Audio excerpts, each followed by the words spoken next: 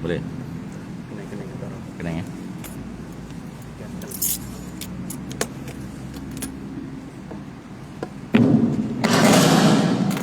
Bismillahirrahmanirrahim. Assalamualaikum warahmatullahi wabarakatuh. Alhamdulillahirabbil alamin. Wa bihi nasta'in ala umurid dunya waddin. Wassalatu wassalamu ala sayyidil mursalin wa ala alihi wa sahbihi ajma'in. Subhanaka la ilma lana illa ma 'allamtana innaka antal alimul hakim. Rabbi shrah li sadri wa yassir li amri wahlul 'uqdatam min lisani yafqahu qawli. Wala haula wala quwwata illa billahil aliyyil azim. Tuan-tuan muslimin muslimat, mudah-mudahan kita sama-sama dirahmati oleh Allah Subhanahu wa taala. Jadi insya-Allah pada malam ni kita tengok surah Al-Maidah ya. Suratul Maidah, surah yang kelima pada ayat yang ke-82 insya-Allah ya. Surah Al-Maidah, surah 5, masih juzuk yang ke-6. Muka surat bercetak 121 ya. Kalau tuan-tuan pakai Quran bercetak, muka surat 121. Jumpa ayat 82. Jumpa ya.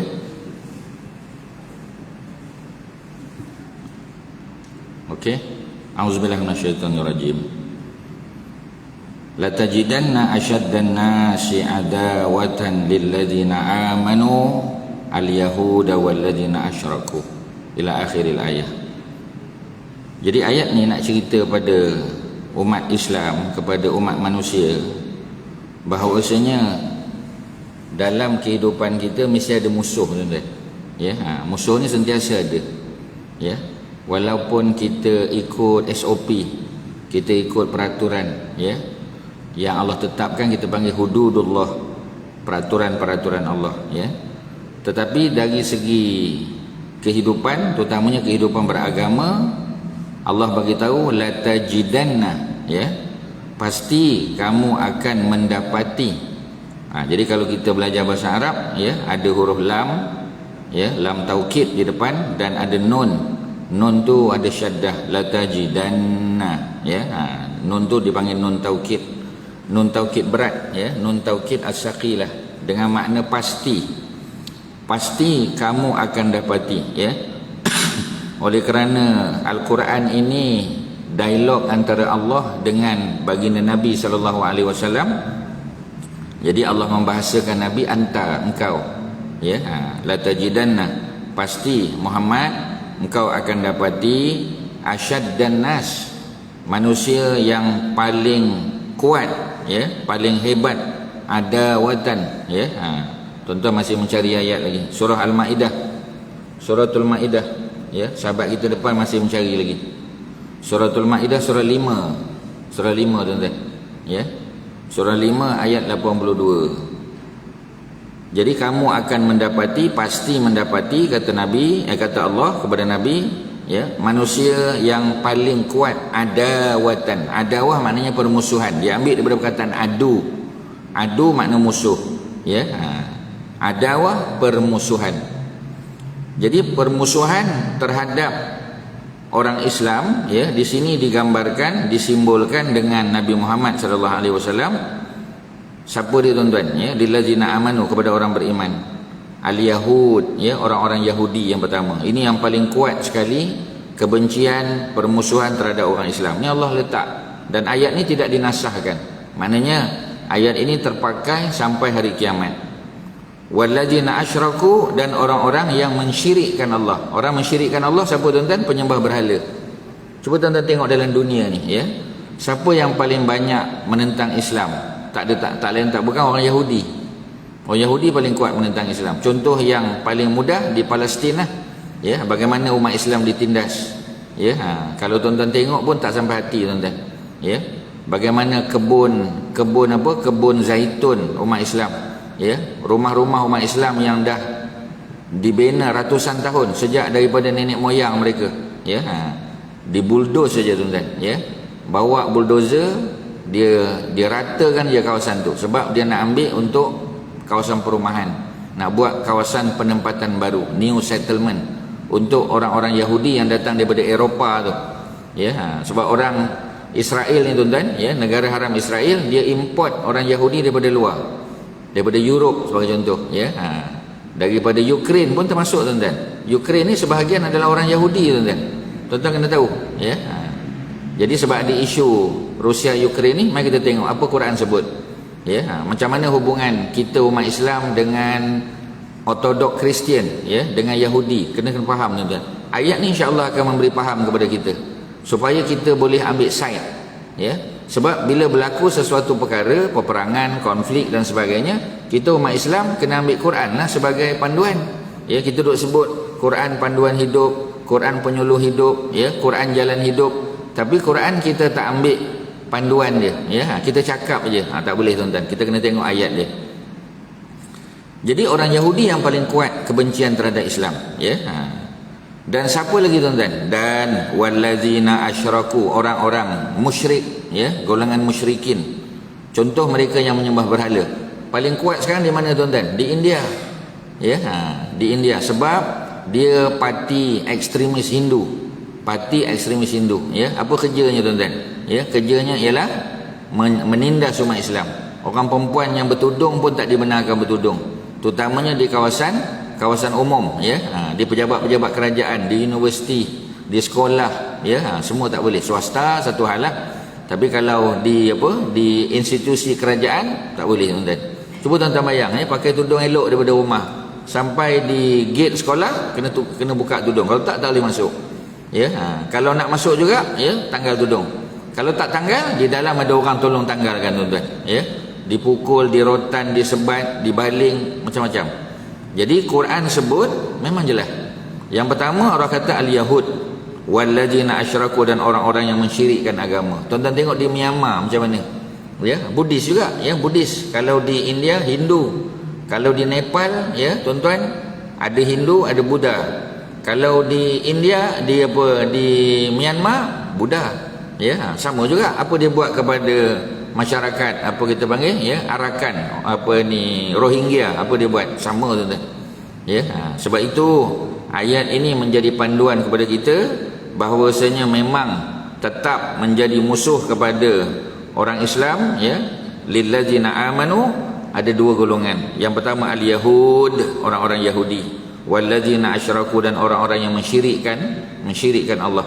Ya, kalau zaman Nabi di Mekah dulu, ya, penyembah berhala lah orang Quraisy, yang menyembah Al-Lata, yang menyembah Al-Uzza, yang menyembah Manat, yang menyembah Hubal, yang menyembah Isaf, yang menyembah Nailah. Itu berhala-berhala paling besar lah tuan-tuan.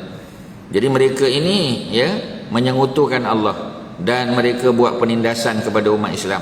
Bilal bin Rabah, cuba tuan-tuan tengok apa yang Umayyah bin Khalaf buat. Letak batu atas dada, ya, dijemur di tengah-tengah panas. Sumayyah, ya, disula mati tuan-tuan di tempat kejadian. Suaminya Yasir juga, ya, dibunuh. Anaknya Ammar, ya, diseksa sehingga Ammar terpaksa mengatakan dia beriman dengan Al-Lata, sedangkan hatinya tetap beriman dengan Allah. Ya, jadi bila Ammar bin Yasir dilepaskan, dia terus jumpa, dia cari Nabi. Dia kata, ya Rasulullah, macam mana keadaan aku? Aku dah sebut aku beriman dengan Lata, kerana tak tahan diseksa. Ya, Nabi kata, hati kamu bagaimana? Ya, dia kata, hati aku tetap beriman dengan Allah. Maka Allah turunkan ayat. Ya, apa kita panggil, ya, orang-orang yang dipaksa. Illa man ukriha, melainkan orang yang dipaksa untuk bercakap benda-benda kufur. Ya, wa qalbuhu, sedangkan hatinya mutmainnun bil iman, hatinya tetap beriman. Jadi kalau kita kena paksa, cakap mulut tak apa, tapi hati tak boleh tuan-tuan. Ya, seperti mana Ammar bin Yasir. Jadi dia tidak dianggap, ya, murtad ataupun keluar daripada agama Islam. Jadi zaman sekarang, ya, Hindu pula buat, Buddha pula buat tuan-tuan. Ya, dan tuan-tuan tengok apa yang berlaku di mana? Di negara China, ya, di kawasan yang dipanggil sebagai wilayah Islam. Ya, di apa kita panggil, di Urumqi, ya, sebelah barat China yang bersempadan dengan Uzbekistan, Tajikistan. Tuan-tuan boleh tengok, ya, masjid diroboh, ya, orang perempuan dipaksa, orang lelaki perempuan dipaksa makan babi tuan-tuan. Ya, kemudian mereka dipaksa minum arak, ya, kemudian dipaksa kahwin dengan Buddhis dengan orang yang tak ada agama, orang komunis, oh lagi teruk. Ya, cerita-cerita ni tidak di highlight tuan-tuan. Ya, yang di highlightnya ialah cerita-cerita masyarakat lain. Ya, masyarakat Islam mana ada? Tak ada tuan-tuan. Ya, kita tahu pun sebab alhamdulillah dalam dunia ni ada satu stesen TV namanya Al Jazeera. Dapatlah kita tengok apa yang sedang berlaku. Ya, sebab itu Qatar diboikot oleh negara-negara jiran. Ya, Emirate boikot dia tuan-tuan. Emirate boikot. Ya, negara-negara yang kebanyakannya, Bahrain boikot. Sebab apa? Sebab dia tayangkan berita kebenaran. Apa yang berlaku di China, apa yang berlaku di Myanmar, apa yang berlaku di Malaysia, apa yang berlaku di sekitar kita, di India, ya, di Palestin. Itu yang negara-negara sekutu Israel semua tak suka. Tapi nak buat macam mana tuan-tuan? Ya, kebenaran mesti ditegakkan. Jadi yang pertama, Quran dah bagi tahu ayat 82, pasti wahai Muhammad kamu akan dapati, ya, musuh paling hebat, orang yang paling benci kepada umat Islam. Siapa dia? Al-Yahud. Yang kedua, orang-orang musyrikin. Tu apa ni? Pusingan pertama tuan-tuan. Yang kedua apa dia? Wala tajidanna aqrabahum mawaddatan lillazina amanu allazina qalu inna nasara. Ada perkataan nasara pula. Tadi perkataan Yahudi, Al-Yahud. Ya, dalam bahasa Arab kalau kita sebut Al-Yahud maknanya jamak, plural. Kalau seorang Yahudi, jamak Al-Yahud. Ya. Kalau Nasrani seorang, kalau jamak Nasara. Ya, sebab dalam Quran ni tuan-tuan dia tak ada main cerita lain. Dia main singular plural, past tense, present tense. Ya, lelaki perempuan, ya, maknanya muzakkar muannas, feminin masculine. Quran ni memang bahasa tuan-tuan. Sebab itu kalau tuan-tuan ada minat bahasa Arab, alhamdulillah. Tapi kalau tuan-tuan tak minat pun kena minat. Kerana dengan kefahaman sedikit sebanyak tata bahasa Arab tu, kita boleh faham Quran dengan lebih mendalam. Tapi kalau tuan-tuan tengok terjemahan saja, kadang-kadang ada banyak benda yang kita terlepas pandang. Ya, sebab Quran dia tak boleh terjemah tuan-tuan. Para ulama silam bagi tahu, Quran tak boleh terjemah. Ya, kerana bila diterjemah Quran, maknanya, keindahannya, ya, dia punya apa kita panggil beauty of the Quran tu tak boleh dapat. Pasal tak ada bahasa yang boleh terjemahkan Quran. Tetapi setelah para ulama melihat, ya, ramai daripada umat Islam yang baru masuk Islam, mereka tak ada upaya untuk belajar bahasa Arab, maka diharuskan terjemahan. Harus saja tuan-tuan. Harus terjemah, ya, sebab tak ada cara. Tapi kalau orang yang mampu untuk mempelajari sikit sebanyak bahasa Arab, kena belajar. Kerana dengan memahami, ya, tata bahasanya, ya, sikit sebanyak ilmu sastranya, maka baru boleh kita fahami dengan baik tuan-tuan. Ya, jadi bukan saja-saja Allah letak lam dekat depan, nun taukid saja-saja tak tuan-tuan. Tu semua ada makna yang tersendiri. Jadi Allah bagi tahu wala tajidanna, Allah ulang balik. Tadi Allah kata la tajidanna, tu permulaan ayat 82. Sekarang Allah kata wala tajidanna, dan pasti kamu wahai Muhammad akan dapati akrabahum mawaddatan. Tadi Allah guna adawatan permusuhan. Sekarang ni mawaddatan, kasih sayang. Kamu akan dapati bahawasanya kumpulan atau golongan yang akrabahum, yang paling dekat dengan kamu dari segi mawaddatan, dari segi kasih sayang dia, lillazina amanu, kepada orang beriman, allazina qalu, orang-orang yang berkata inna, sesungguhnya kami nasara, kami orang-orang Nasrani. Maknanya tuan-tuan, kalau orang tanya kita mana yang lebih dekat dengan Islam, ya, orang Yahudi ke Nasrani, jawapannya Nasrani. Mana yang lebih benci pada Islam? Yahudi. Nombor 2 paling benci orang-orang musyrikin. Quran jelas tuan-tuan. Ini bukan kita sebut ni atas sebab emosi ke tak tuan-tuan. Ini Quran yang bagi tahu, ya. Jadi oleh kerana tu orang-orang Nasrani lebih dekat, ya. Terutamanya golongan Nasrani Ortodok. Ya, golongan Nasrani Ortodok ni tuan-tuan duduk di Palestin. Sebahagian yang duduk di Palestin Ortodok. Kerana itu berkahwin dengan perempuan Nasrani Ortodok sampai sekarang hukumnya adalah harus. Ya, ada, ya, dalam Al-Quran, dalam suratul Maidah, surah ni juga tuan-tuan. Ya, dalam surah yang sama, tuan-tuan tengok ayat yang kelima, Allah bagi tahu bahawasanya sembelihan orang-orang Yahudi dan Nasrani ini halal dimakan. Wa ta'amul ladzina utul kitaba hillul lakum wa ta'amukum hillul lahum. Sembelihan kamu halal orang Yahudi Nasrani makan, ahlul kitab. Sembelihan mereka juga halal. Tetapi yang dimaksudkan dengan ahli kitab ini adalah orang-orang Yahudi dan Kristian Ortodok. Kahwin dengan perempuan ya Nasrani Ortodok pun boleh, tuan-tuan. Ya, tuan-tuan akan tanya, boleh ke? Memang boleh. Kalau tak boleh, dah lama zaman Yasir Arafat kahwin dengan Suha. Ya, Suha tu adalah isteri dia, tuan-tuan. Ya, Suha tu adalah isteri kepada Yasir Arafat. Suha tu berasal daripada Nazares, ya, daripada Nasirah. Nasirah tu ialah bandar tempat kelahiran Nabi Isa, duduk di Palestin tu, di utara. 2 jam perjalanan daripada Jerusalem, Baitul Maqdis, Masjid Aqsa, nak pergi ke utara tu 2 jam perjalanan dengan bas. Ya, di situlah tempat kelahiran Nabi Isa, ya, sebahagian besar pula para ulama sebut, dan di situlah ya datangnya Suha.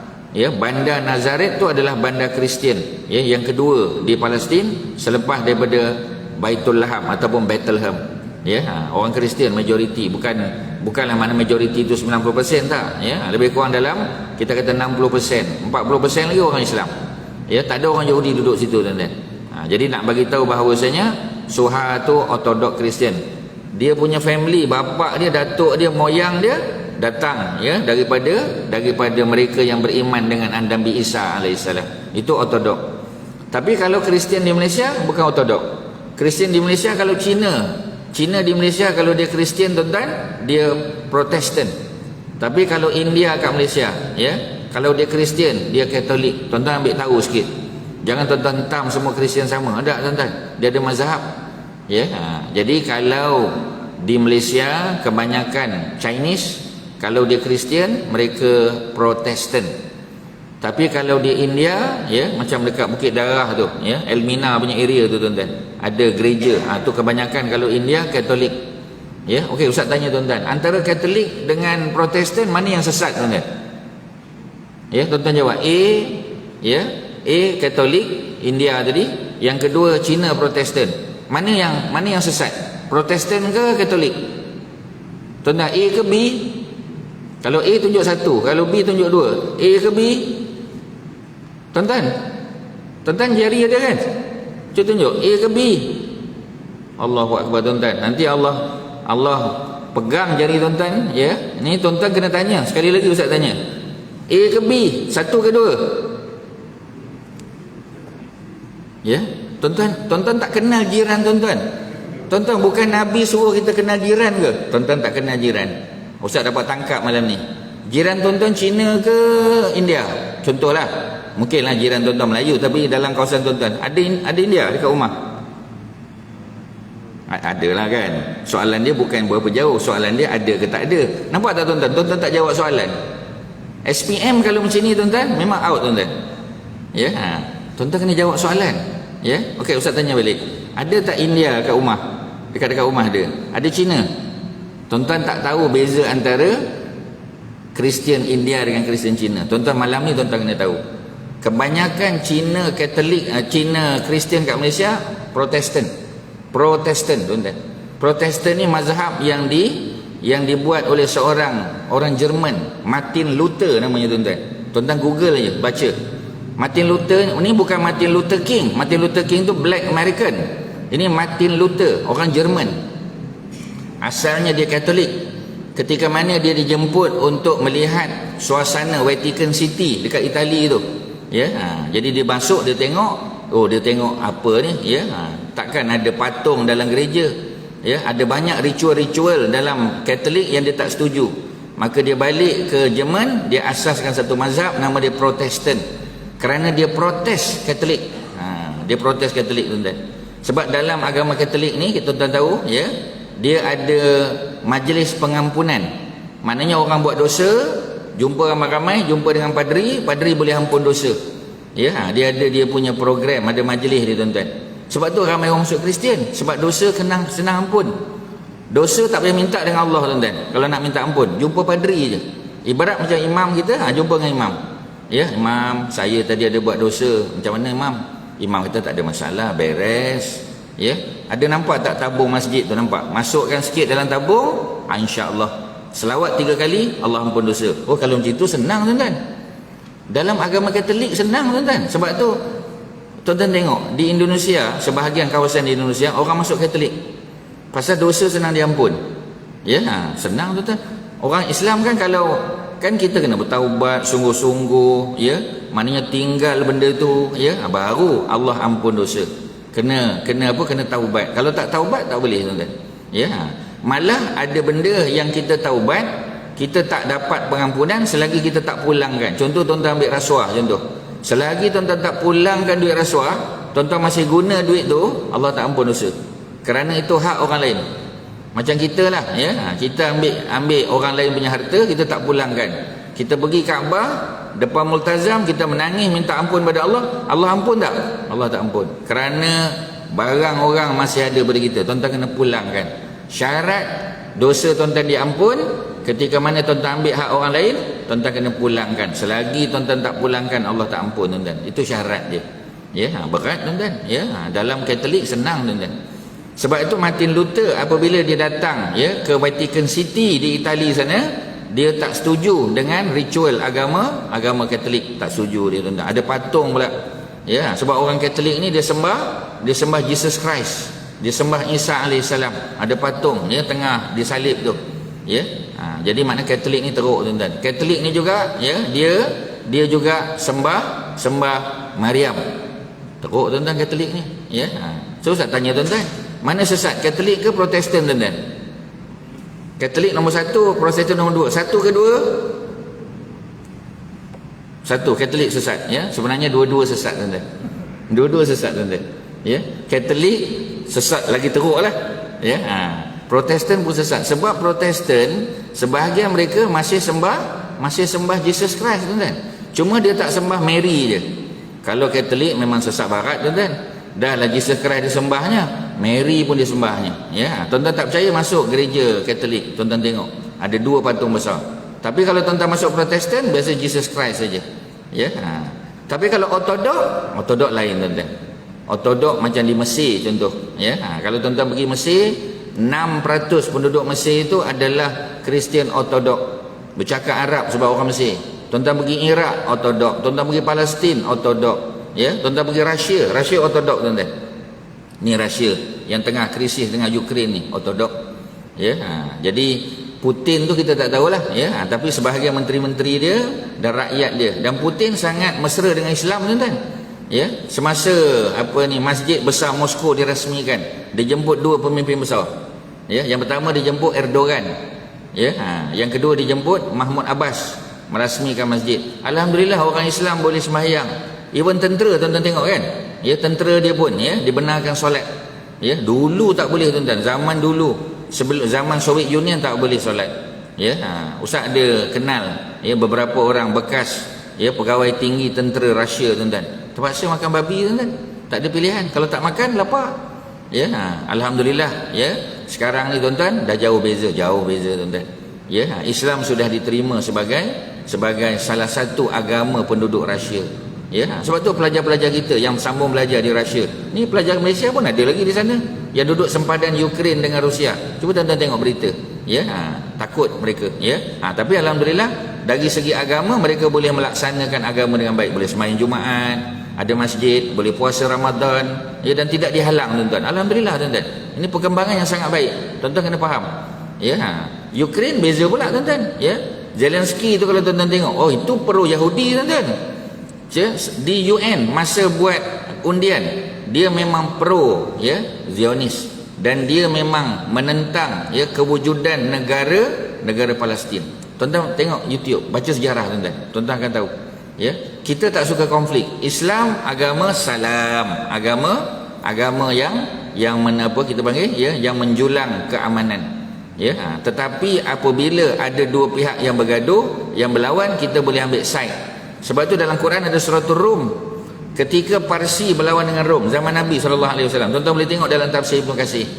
Ketika mana Rom, ya, Rom dikalahkan oleh orang Parsi. Mula-mula Rom, Byzantine yang berpusat di Konstantinopel, lawan dengan Parsi, berlawan tuan-tuan. Bila lawan, Parsi menang, Rom kalah. Orang Islam sedih tuan-tuan, sedih orang Islam. Ya, Allah turunkan suratul Rum bagi tahu untuk beberapa tahun lagi orang Rom akan menang. Ketika Rom berjaya mengalahkan Parsi, gembira orang Islam. Boleh tak kita ambil side, tuan-tuan? Jawapannya boleh. Ya. Kerana apa orang Islam lebih suka cenderung kepada Rom? Kerana Rom beragama apa, tuan-tuan? Beragama Nasrani Ortodok. Ini cerita dia, tuan-tuan. Ya. Sebab tu kalau tidak Allah tak bagi tahu dalam ayat 82. Ya, apa dia? Walatajidanna, pasti kamu akan dapati aqrabahum, ya, mawaddatan, orang-orang yang lebih dekat, ya, kasih sayang dia, lillazina amanu, kepada orang beriman, allazina qalu, orang-orang yang mereka berkata inna nasara, sesungguhnya kami adalah orang-orang Nasrani. Ya, Nasrani yang dimaksudkan Nasrani Ortodok. Seperti mana, ya, tuan-tuan kenal dulu almarhum siapa ni, Yasir Arafat, ya, bekas apa kita panggil Perdana Menteri lah, ya, presiden lah, kita panggil presiden apa ni, Palestin, ya, dulu presiden pengerusi PLO, Palestinian Liberation apa ni, apa organisation, ya, PLO. Dia kahwin dengan seorang perempuan agama Nasrani Ortodok, Suha nama dia. Ya, Suha tu asal daripada mana, tuan-tuan? Daripada Nazareth di utara yang Ustaz sebut tadi, 2 jam perjalanan daripada Baitul Maqdis. Ya, di situ memang majoritinya Kristian Ortodok. Ya, sebab tu kalau tuan-tuan pergi ke sana, sembelihan dia tuan-tuan boleh makan. Ya, kalau orang Yahudi lagi boleh lah. Ya, dari segi makan tuan-tuan boleh.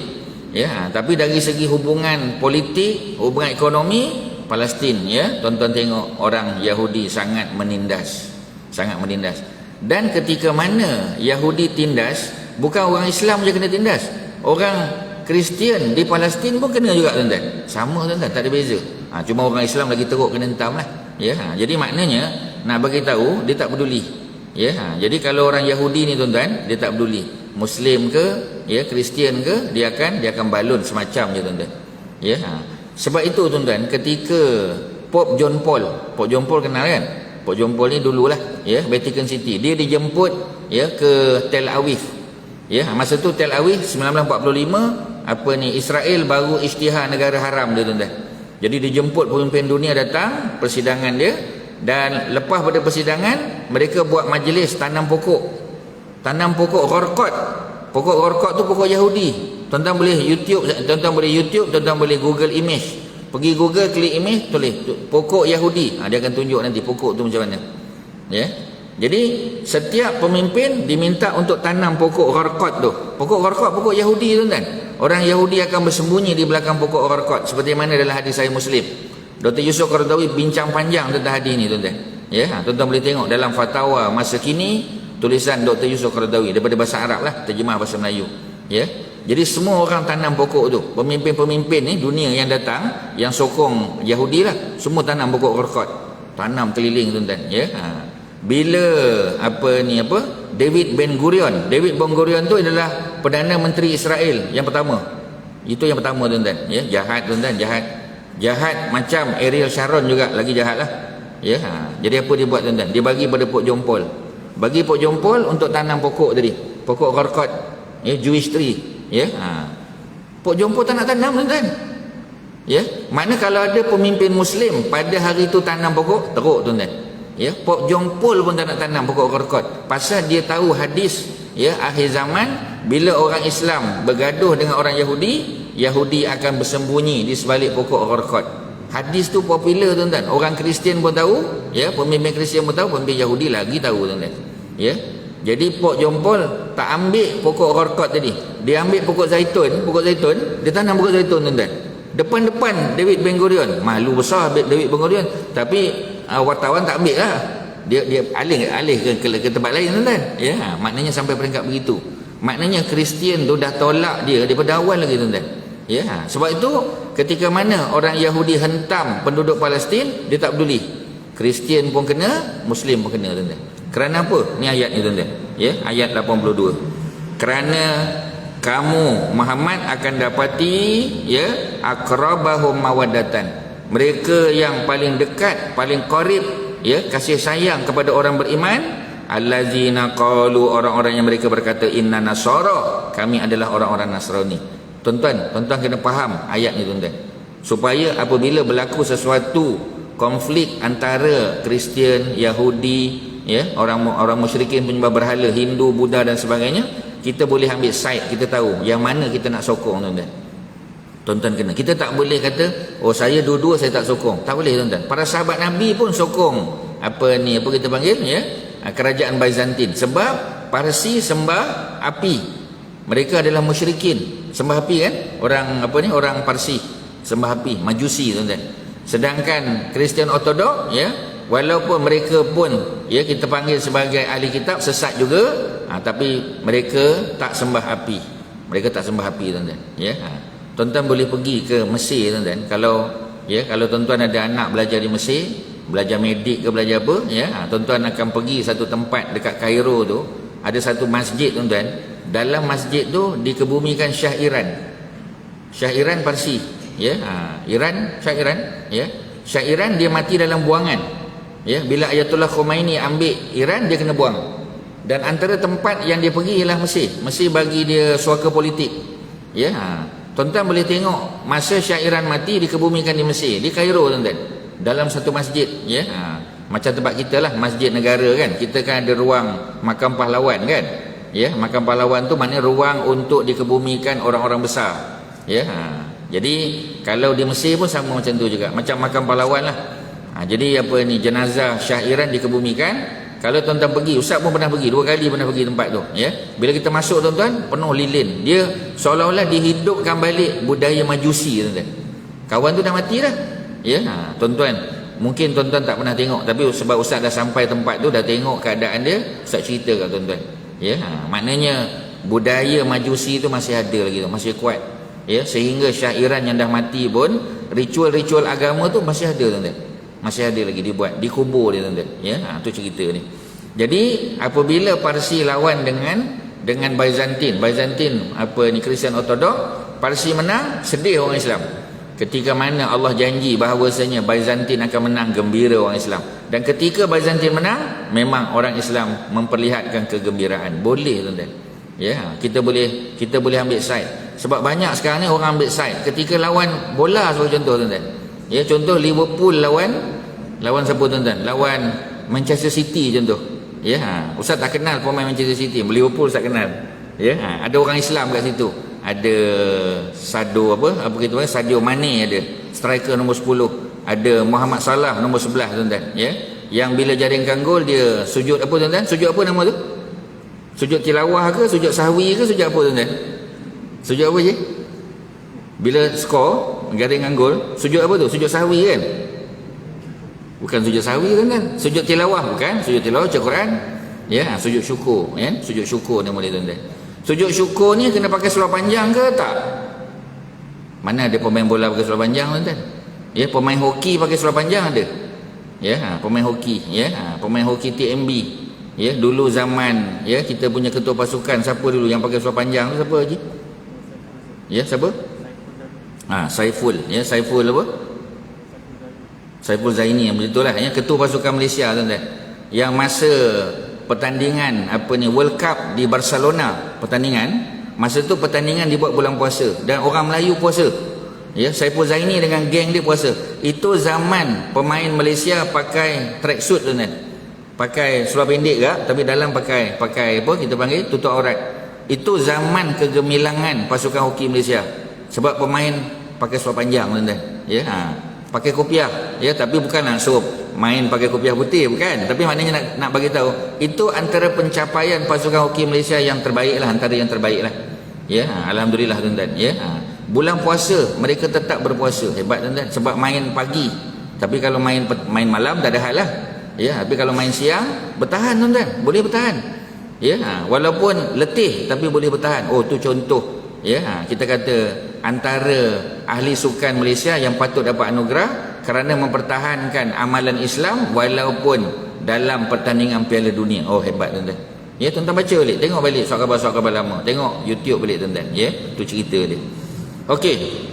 Jadi Allah bagi tahu, kita habiskan ayat 82 ni, zalika bi anna minhum, demikian sesungguhnya kerana sebahagian daripada orang-orang Nasrani ini tuan-tuan, qisisin wa ruhbanan ya, wa annahum la yastakbirun. Mereka ni qisisin, mereka ni orang yang apa tuan-tuan ya, orang yang berilmu pengetahuan ya. Banyak tuan-tuan yang mengetahui. Sebab itu ya, kita tengok banyak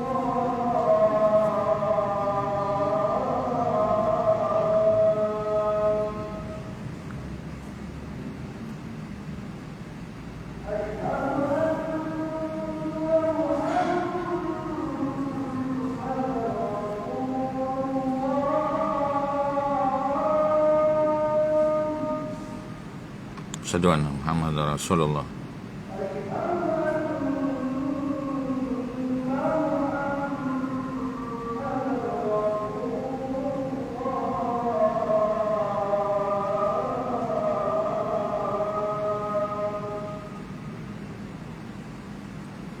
Asyhadu anna Muhammadar Rasulullah.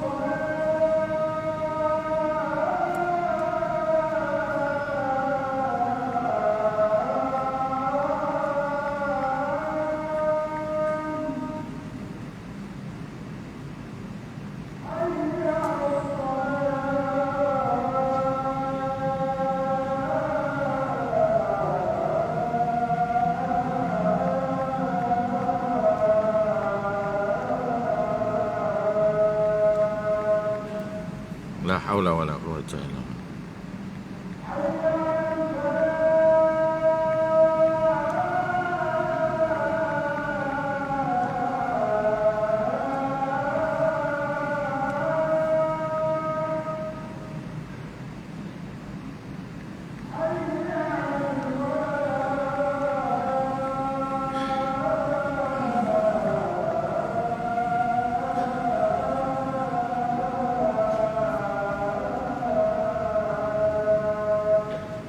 La haula wala quwwata.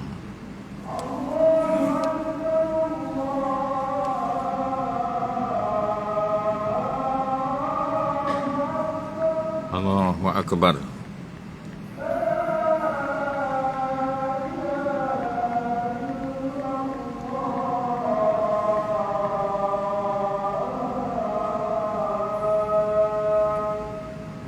La ilaha illallah. Allahumma shalli ala Allahumma rabbana wa sayyidina Muhammad.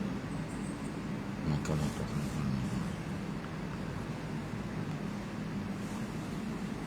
Bismillah walhamdulillah wassalatu wassalamu ala rasulillah wa ma taufiqi illa billah. Jadi Ustaz balik pada cerita seorang perempuan mulia tuan-tuan, antara yang awal masuk Islam, yang dipanggil sebagai Barakah, ya, Al-Habasyiyah. Barakah nama dia, ya. Al-Habasyiyah tu pasal dia orang Habsyi. Dia kulit hitam sama macam Bilal bin Rabah juga. Ya. Dan beliau pernah berkahwin, ya, zaman zaman sebelum Islam, ya, zaman jahiliah dulu, dan beliau mendapat seorang anak nama Aiman. Jadi oleh kerana itu beliau dipanggil Ummu Aiman, ya. Banyak cerita daripada para ulama sirah yang mengatakan Ummu Aiman juga pernah menyusukan Nabi. Maknanya ibu susu Nabi ni bukan seorang, bukan dua orang, ya. Minimum 3 tuan-tuan. Jadi ibu susu Nabi yang paling popular kita kenal sebagai Halimah As-Sa'diyah. Itu memang popular tuan-tuan. Ya, beliau berada di kampung Bani Sa'ad. Ya, sebab itu dipanggil Halimah. Nama dia Halimah, tapi gelarannya Halimah As-Sa'diyah kerana beliau datang daripada kabilah Bani Sa'ad. Ya. Jadi beliau memang menyusukan Nabi sejak daripada Nabi lahir sampailah Nabi berusia 2 tahun. Malah pada usia 2 tahun ketika dia dengan suami dia hantar Nabi balik ke Mekah, mereka bercakap-cakap, ya, mencadangkan supaya kalau boleh Muhammad ni disambung kontrak duduk dengan mereka lagi. Kerana ketika Nabi besar di kampung mereka 2 tahun tu tuan-tuan, kampung mereka subur tuan-tuan. Kampung subur, ya, binatang-binatang pun banyak susu, ya, dan hidup bahagia mereka ni. Sebab itu ketika Nabi Muhammad sallallahu alaihi wasallam, ya, yang baru berusia 2 tahun nak dihantar balik ke rumah Aminah, mereka suami isteri bincang, ya, Halimah dengan suaminya Abu Kabsyah, mereka bincang, ya, mereka kata kalau kita boleh minta supaya Abdul Muttalib datuk Nabi dan mak Nabi Aminah binti Wahab bagi izin mereka sambung kontrak, alangkah gembiranya.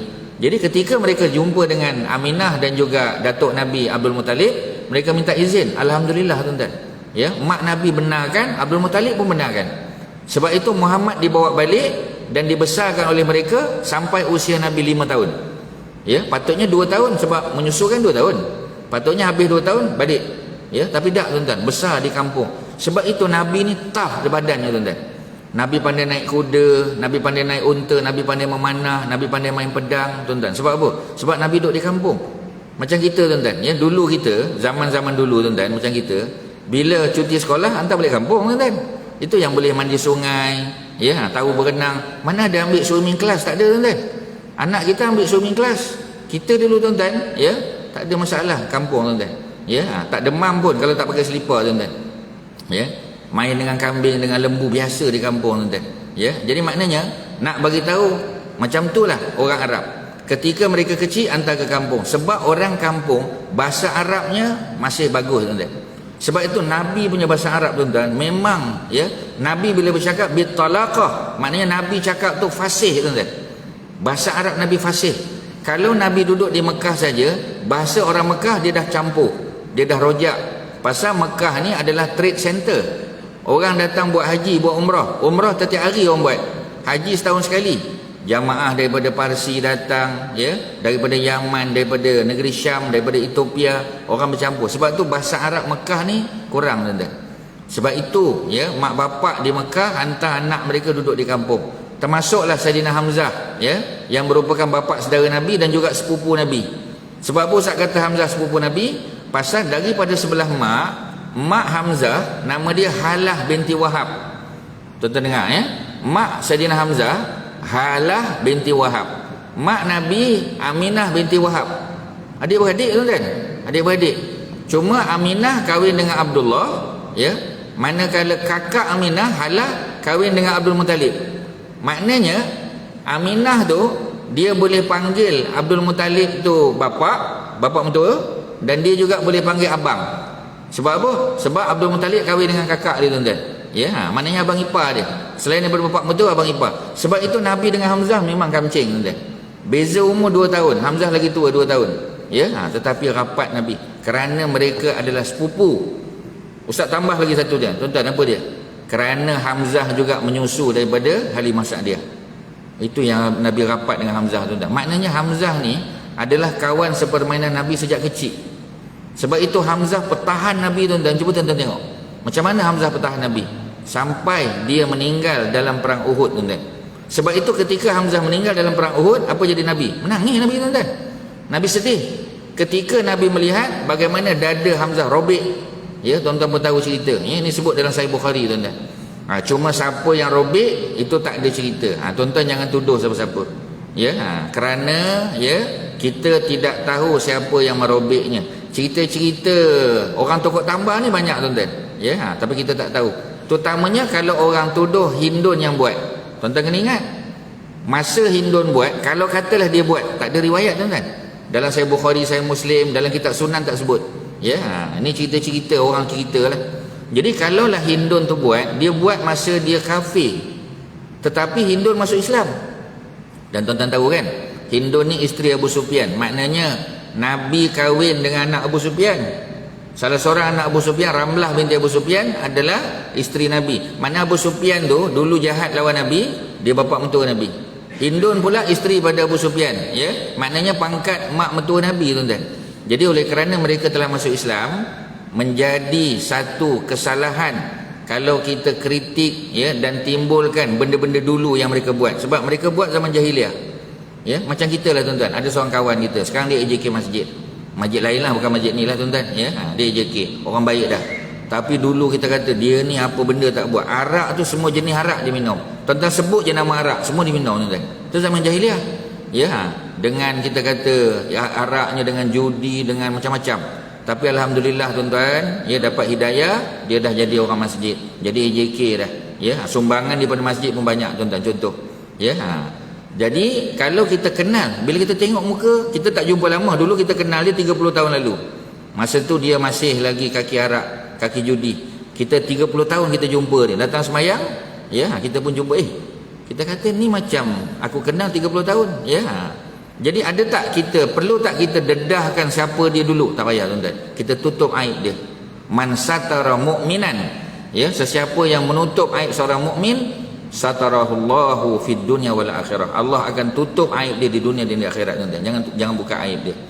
Tetapi kalau dia jahat, ya, contoh dulu masa dia jadi accountant, dia belasah duit syarikat. Ya, masa dia jadi apa kita kata, ya, maknanya bendahari persatuan apa tuan-tuan, dia belasah juga duit persatuan.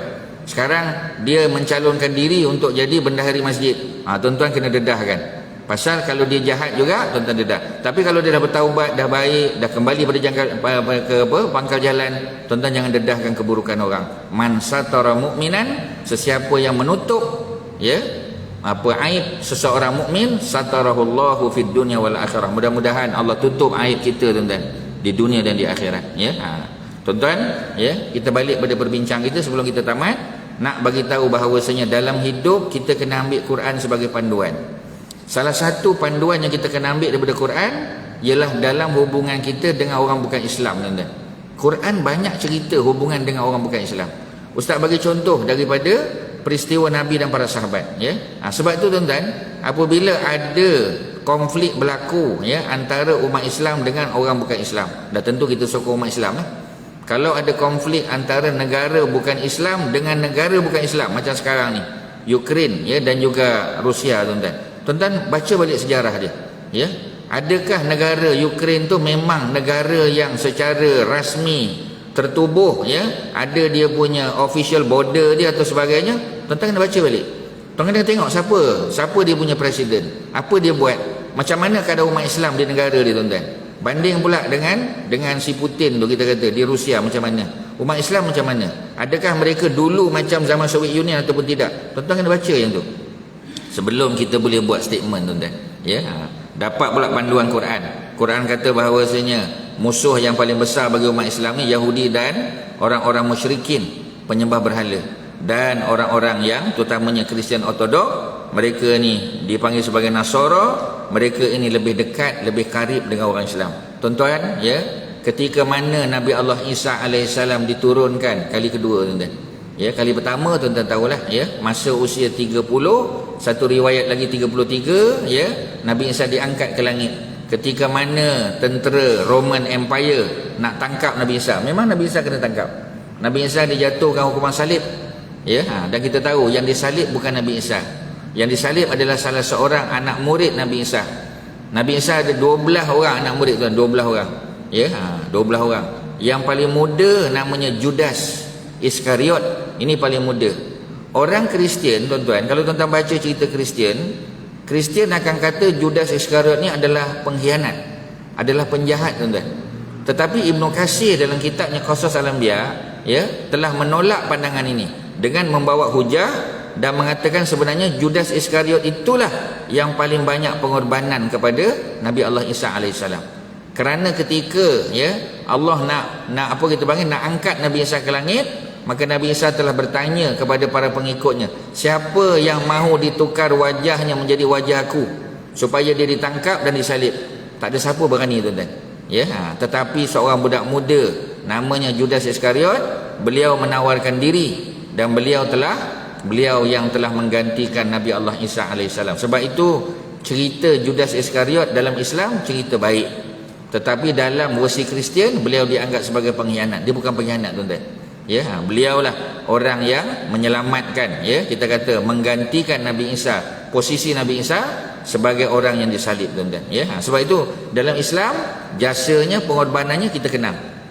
Tetapi dalam agama Kristian lain cerita. Sebab tu banyak versi Kristian yang kita baca, tuan-tuan, yang popular dalam masyarakat, sebenarnya bukan.